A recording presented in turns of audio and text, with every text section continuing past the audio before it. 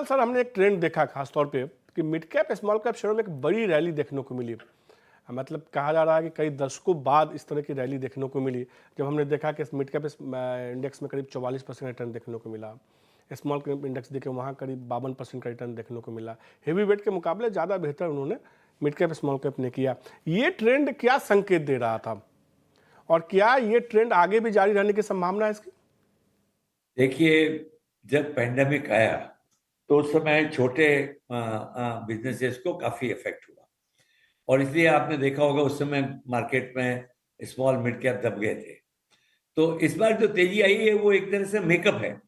जो पुराने दबे हुए थे, क्या होता है मार्केट में कई बार अनयूजुअली नीचे चले जाते हैं और कई बार अनयूजुअली हाई, कई बार एक्जुबरेंस रहती है, कई बार अनलिमिटेड फियर रहते हैं। तो उनका स्वभाव, मैंने जैसे कहा, शॉर्ट टर्म में इन चीजों का फियर का बड़ा असर होता है और कोई बहुत बड़ी चीजें होती तो उसका भी असर होता है, बड़ी इवेंट आती तो असर होता है। अभी इलेक्शन में मान लो अच्छी आ गई, बीजेपी आ गई, तो देखने को मिलता है। तो ये बात तो पक्की है कि ये इस साल जो ग्रोथ आई है, ये आप मान के नहीं चलना चाहिए कि अगले साल भी जो है आपके mid mid cap small cap में ऐसी तेजी आएगी। परंतु जनरली अगर आप कोई 10 साल का पीरियड लेंगे, मेरा मानना है मिड कैप स्मॉल कैप हमेशा बेटर करेंगे। उसका देखिए रीजन सिंपल है कि जो छोटा है वो हायर ग्रोथ कर सकता है और जो बड़ा ऑलरेडी हो गया है उसके लिए 20% ग्रोथ भी बड़ी होती है। छोटे के लिए 40% ग्रोथ संभव है, 50% ग्रोथ संभव है। तो इसलिए और जिसकी जितनी ग्रोथ होती है उसका आपने देखा मार्केट में वो वैल्यूएशन पी मल्टीपल बढ़ जाता है। तो एक समय इन्फोसिस का पी मल्टीपल 100 के ऊपर था। क्या कारण था? क्योंकि ग्रोथ थी आगे। तो जो भी छोटे ऐसे मिड कैप स्मॉल कैप हैं जिनमें अच्छी ग्रोथ की संभावना है वो जरूर आगे बढ़ेंगे।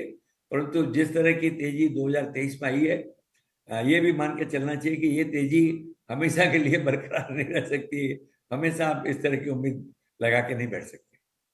यही मेरा अगला सवाल है सर, मैं यही समझना चाह रहा था। चूंकि मिड कैप स्मॉल कैप में एक बड़ी तेजी देखने को मिली, ये एक चर्चा का विषय बना हुआ है कि क्या इस समय एक कह सकते हैं पोर्टफोलियो चर्निंग करने का समय है। और चूंकि मिड कैप स्मॉल कैप में एक बड़ी रैली देखने को मिली है, तो क्या ये मौका है कि क्या आप मिड कैप स्मॉल कैप से अपने पोर्टफोलियो में से जहां आपको अच्छा मुनाफा हो रहा है कुछ हिस्सा निकाल लें और खुद को लार्ज कैप में वापस इन्वेस्ट करें? क्या ऐसा कुछ करना चाहिए क्या? क्योंकि देखिए सर, आनंद राठी सर, आपको लाखों लोग सुनते हैं और आपकी बात पे वो रिएक्ट करते हैं, उसके हिसाब से अपने पोर्टफोलियो को चर्निंग करते हैं। तो वो निश्चित रूप से उनको बताइए कि क्या करना चाहिए इस लेवल पे अब। देखिए, आपने बहुत बड़ा महत्वपूर्ण एक बात की है कि पोर्टफोलियो को मैनेज कैसे करें और उसकी एक अप्रोच होनी चाहिए। मेरा मानना है कि पोर्टफोलियो में अप्रोच का मतलब ये है कि आप सुटेबली अपने पैसे को एलोकेट करें, large cap mid cap small cap में। ओके। और होता है कि जब संभावना आती है कि भाई मिड कैप लार्ज कैप अच्छा करेंगे, जैसे हमने किया पिछले डेढ़ साल पहले, हमने मिड कैप स्मॉल कैप का वेटेज बढ़ा दिया। ओके। कि भाई आप पर निकलना नहीं चाहिए किसी चीज से। हो सकता है कि अगर आपका 40% वेटेज, आप 50 कर लो, 50 से 60 कर लो, 20 से 30 कर लो। और आगे जाने वाले समय में अगले कुछ सालों के लिए, मतलब नॉर्मली कुछ वेटेज तो हमेशा रखना ही चाहिए मिड कैप स्मॉल कैप के लिए।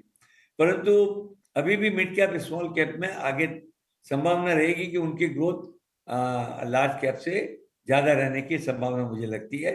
इसलिए एलोकेशन बना रखना चाहिए। अगर देखिए टैक्टिकल जो कहते हैं चेंज, कि 10% आप कम करके 10% लार्ज कैप में भली आ जाए, वो एक अलग बात है। और परंतु बहुत ज्यादा बदलाव मैं नहीं समझता हूँ कि इस समय पोर्टफोलियो के एलोकेशन में आदमी को ज्यादा करना चाहिए।